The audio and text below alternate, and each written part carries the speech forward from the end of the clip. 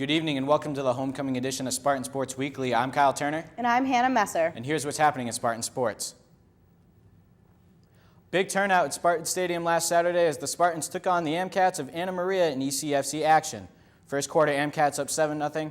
Quarterback Shane Brzezowski avoids the sack and hit Zach Wykus in the end zone for the score. Wykus had a record-tying 3 TDs on the day. Then Spartans down 14-7. Brzezowski throws a 40-yard pass to Brandon Boyle, who finds the end zone. Spartans tie it up at 14. Then on 3rd and 8, Tyler Carpenter takes a screen pass, breaks one tackle, and then he breaks another to score and make it 21-21 at the half. Carpenter ran for a team-high 136 yards and 21 carries and 1 TD. Adam Farmer had the player of the week with this catch in the fourth quarter. Take a look at this. He reaches out with one hand and brings it down. What a play. Then on 4th and goal, head coach Mark Klatt decides to go for it, and it would pay off. Brzezowski with the completion to Farmer for the game-winning touchdown. Spartans win by a final score of 56-52. The women's field hockey team squared off against the Chargers of Colby Sawyer under the lights last Friday. First half tied at 0. Sophomore Rachel Presser puts the ball into play. Stephanie Bardell's shot gets blocked, but Presser knocks the loose ball into the net. Spartans take the lead 1-0. Then in the second half, Spartans up 4-0. Junior Caitlin Briggs with a pass to Presser, who puts it in for her second goal of the night, 5-0 Spartans.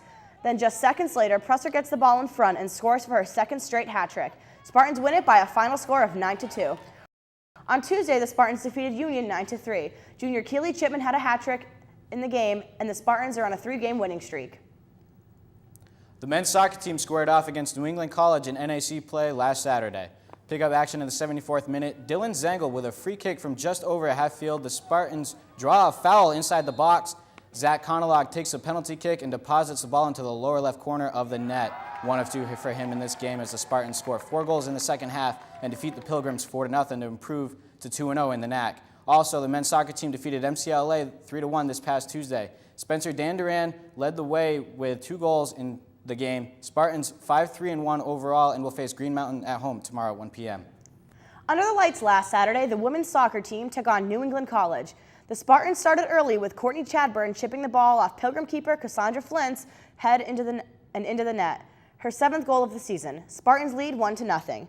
Then in the 63rd minute, Kelsey Garceau gets a pass from Hillary Cook. Her first shot is blocked, but she scores on the rebound. Spartans win by a final of 4-0. Now with that win, the Spartans improved to 7-3 with a 3-0 record in the NAC.